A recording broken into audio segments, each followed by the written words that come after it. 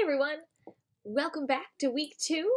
Hopefully you kind of figured out the way that our online course is working. Hopefully you watched the weekly update last week. Hopefully you watched some of the videos that talked you through some of our assignments last week as well.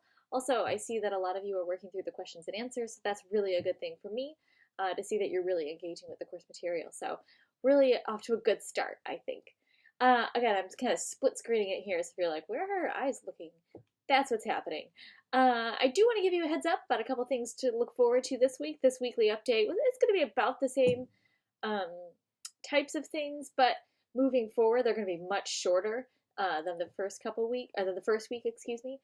So you don't have to sit through like an 18-minute video like you did last time. Hopefully you watched it. Anyway, I do want to just kind of walk you through what's expected of you this week, and then send you on your way to do stuff. This week, we're actually going to be reading a few more articles about techno-panics. And I really want you to think about really questioning what we're afraid of. The reason why I started this, as I mentioned last week, the reason why I started this semester with techno-panics is really getting us thinking about, well, if we're going to be talking about techno-futures, things that we're going to be slightly uncomfortable with, topics that are kind of out there.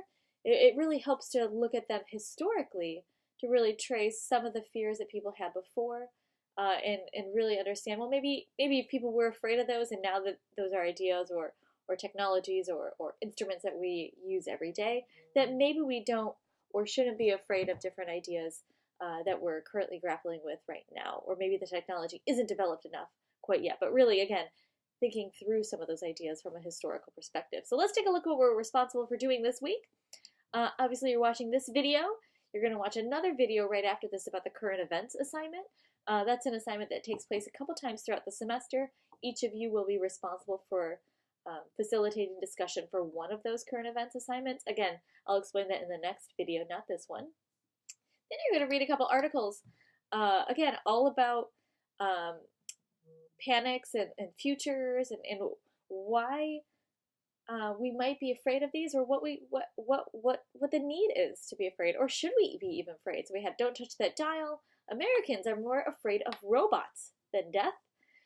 11 examples of fear and suspicion of new technology. More than 70% of the U.S. fears robots taking over our lives, surveys find. Humans once opposed coffee and refrigeration. Here's why we hate new stuff.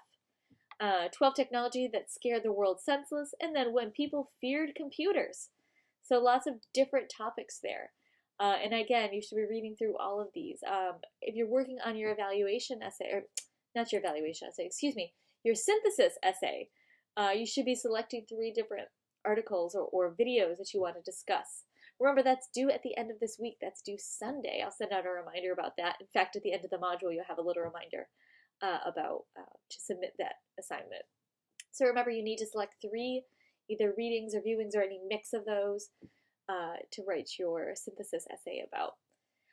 Then you have the questions and answers, just like last week. 2 groups will be responsible for posting questions, 2 groups will be responsible for responding to questions, but this time the groups are flipped. Every week you'll have your group tasks listed there. Remember, your group assignments are under Pages. If you go to the Pages tab, you can click on, let me just scroll there right now so I can give you the exact name just so I don't mess it up. So click Pages and then click Group Assignments, and everybody should be listed there.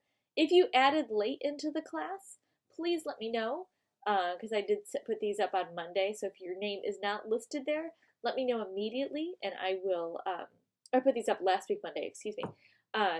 Let me know right away so I can add you into a group so you can make sure that you're doing the assignments appropriately. And so we have those to do, and I think the last thing for this week is just a quick reminder to submit your first synthesis essay. And there is a link in there. When you upload your paper on Canvas, if you're not familiar with it yet, click that little link when it says submit your papers here. You'll be taken to the actual assignment screen. There you'll see a little blue button that says submit assignment. Then it'll drop you down to the bottom of the page, and all you're going to do is you're going to attach your paper just like you would a document to an email. You're going to search your computer, look for whatever document you're looking to upload, and then click Submit Assignment. Make sure you click that blue Submit Assignment button once again, or else I do not receive it. I do want to let you know that I send you confirmation when I receive your papers. So every time somebody submits anything on Canvas, I'm getting like 1,000 emails right now about people posting stuff on discussion boards. But anytime somebody submits anything on Canvas, I get an email that says, hey, so-and-so submitted a paper. What I'm going to do is anytime you receive or you submit a paper, I receive that email, I'm going to forward that email to you. That way you know that I've received your paper. You want to make sure that you receive that confirmation email. It's just going to be a forwarded email. It's not going to have anything else in it. It's just going to be a forwarded email.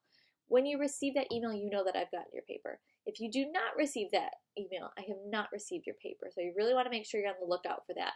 I do give myself until 9 a.m. the next morning to make sure that I get those out, just because I'm usually sleeping by midnight. I'm getting old, okay? Whatever. Anyway, but I do send those as I get them. So if you submit it early, I will forward that to you as soon as I get it. If you are the type of person that likes to double up to make sure that somebody receives something, you can always email me the paper. You can always email your paper to me. That's fine. I don't mind if you submit it on Canvas and email it to me. Totally fine. If Canvas is down for some reason, because sometimes it can be weird or cranky or whatever, just email me your paper. Don't let Canvas not working being the reason that you don't submit your paper. You absolutely still need to get it in. Just email me your paper. If Canvas isn't working, email the paper directly to me, krlacey@svsu.edu.